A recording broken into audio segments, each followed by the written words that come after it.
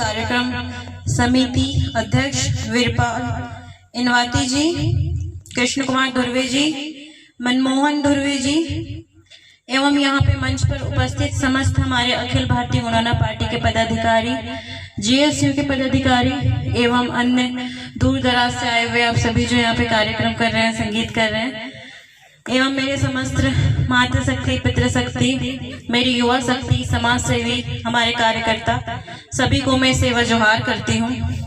यहाँ पे उपस्थित समस्त वक्ताओं ने बहुत अच्छी बहुत ही सुंदर तरीके से अपने बात रखी है। हम लोगों का जो आप लोगों को यहाँ पे जो कार्यक्रम दिन रात लोग करा रहे हैं, उसका सिर्फ एक ही मकसद है कि किसी तरीके से आप लोगों के अंदर वो जागृता आए जो हम लोग लाना चाहते हैं, जो मेरे पिताजी आप लोगों के अंदर जागृता लाना चाहते थे हमारे समाज के लिए, हमारे अधिकार के लिए।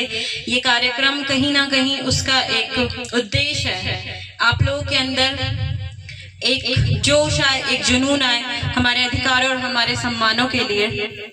मैं यहाँ कार्यक्रम समिति को बहुत बहुत धन्यवाद करती हूँ कि चाहे भले ही मनोरंजन के तरीके से, एक गीत के तरीके से आपको कैसे भी जगाए रखने का जो काम किया जा रहा है, ये जो कार्यक्रम हो रहा है, इसमें जो मनोरंजन किया जा रहा है, इसका एक सिर्फ इन लोग का ये कहना होता है कि पब्लिक सो जाती है, इसलिए हमें बीच बीच में संगीत रखने पड़ते हैं, मनोरंजन रखने पड़ते हैं।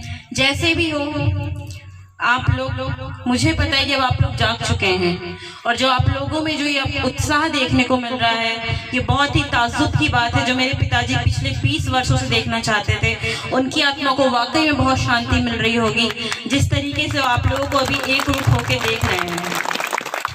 मेरे पिताजी हमेशा कहते थे कि हमारे आदिवासियों की लड़ाई वोटों की लड़ाई नहीं है, कोई आरक्षण की लड़ाई नहीं है, ये तो हमारी जंगल जमीन की लड़ाई है, ये तो हमारे मालिकाना हक की लड़ाई है, क्योंकि हम हैं यहाँ के मूल निवासी, हम हैं यहाँ के जन्मे, हमारे पुरखे यहाँ के जन्मे, हम आर्यों के जमाने के पहले के यहाँ के लोग हैं। हमारी पहचान कोई आधार कार्ड या वोटर आईडी कार्ड नहीं है, हम यहाँ के मालिक हैं और यही हमारी पहचान है। और मैं आप लोगों को बता दूं कि कोई डर नहीं है। जो हम लोग सोचते हैं ना कि हम लोगों से जमीन छीन ली जाएगी, हम लोगों से हमारे अधिकार छीन रहे हैं, संविधान में लिखा जा चुका है, स्वतंत्रता के बाद ही एक विशेष अधिकार हमें दिया गया है, जो कि बहुत सारे अनुच्छेद, बहुत सारी अनुसूची दर्शाती है कि हमें आदिवासियों के विशेष अधिकार है उसमें। बस हमें जरूरत है उस चीज को समझने की। उस चीज को समझने के लिए सबसे जरूरी ये है कि हम सभी लोगों को शिक्षित होना बहुत जरूरी है। शिक्षा बहुत बड़ा मुद्दा है। यहाँ पे जितने भी उपस्थित मेरी मातृशक्ति, पितृशक्ति, मैं सभी से ये निवेदन करती हूँ कि आप सभी लोग अपने बच्चों को शिक्षा के लिए प्रेरित कीजिए। हम लोग पढ़ेंगे तभी आगे बढ़ेंगे। शिक्षा बहुत बड़ा विषय है। अभी मैं यहाँ बैठी थी तो मेरे साइड में जिला अध्यक्ष है हमारे युवा प्रकोष्ठ के, उन्होंने मुझे बताया कि हम लोगों में एक और चीज की छोटी सी कमी है, हम लोग आर्थिक रूप से बहुत कमजोर रहते हैं हमेशा। तो बहुत अच्छी बात है कि हम लोग हर चीज में आगे बढ़ रहे हैं, तो हम लोग क्यों ना हम लोग थोड़ा अपना बिजनेस माइंड भी चलाएं, हम लोग अपने आप को आर्थिक रूप से मजबूत करें, हम पूंजीवादी बने, क्यों ना हम नौकरी देने वाले बने, हम लोग IAS अफसर बने, हम लोग कलेक्टर बने, हम लोग उस ओहदे में पहुंच जाए जहां पे हम हमारे बेचारे लाचारे लोगों की मदद के लिए हमेशा तत्पर रहे। मैं आप लोगों के सामने आज इसीलिए यहाँ पे खड़ी हूँ कि आज मैं भी उस स्थान पे जाना चाहती हूँ जहाँ से मैं अपने सभी आदिवासी भाइयों बहनों के लिए वो कर सकूं जो मेरे पिताजी हमेशा करना चाहते थे, और वो करके भी गए हैं, वो करके भी गए हैं। इसलिए आज हम सभी लोग यहाँ पे एकत्रित हैं और मैं यहाँ पे सभी लोगों को बताना चाहती हूँ कि छिंदवाड़ा जिले में लगभग 70% आदिवासी लोग निवास करते हैं। उसके बाद भी बहुत ताज्जुब की बात है कि राज हम लोग नहीं कर रहे हैं यहाँ पे। ये चीज बहुत चिंता का विषय है, ये एक बहस का विषय है। हम लोगों को इस चीज में सोचना है। हम लोग सबसे ज्यादा आबादी हमारी बाहुल्य क्षेत्र, हमारे मध्य प्रदेश में टोटल 10 क्षेत्र है, 10 राज्य है जहाँ पे 5वीं 6वीं अनुसूची लागू होती है। 43 समुदाय अलग अलग, हमारे सबसे ज्यादा धर्म बोली जाती है हमारी संस्कृति, हमारी भाषा, सब हम, हमारे नाचने वाले, हमारे गाने वाले, हमारे मंच, सब हमें यहाँ पे। फिर भी राज करने वाला कोई और है। मेरे पिताजी 20 साल से चिल्लाते रहे मंच पे खड़े होकर, कौन राज कर रहा है यहाँ पे, पता है ना आप लोगों को, नाम नहीं लूंगी मैं।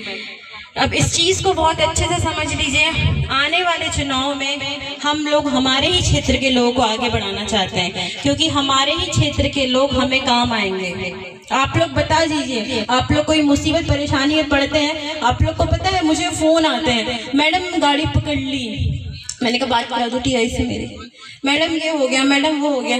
कौन ऐसा यहाँ पे एक इंसान मुझे खड़े होकर बता दे कि कोई परेशानी में पड़ता है तो वो विधायक को फोन लगाता और विधायक उसकी समस्या का तुरंत समाधान करता हूँ? कोई है यहाँ पे इंसान ऐसा? ये मेरे पिताजी के साथ पिछले 20 वर्षों से चलती आई है ये कहानी। मैं हमेशा उनके फोन सुनती रहती थी, ये हो गया भैया जी, ये हो गया, तुरंत तुरंत तुरंत वो फोन लगा के समाधान निकालते थे।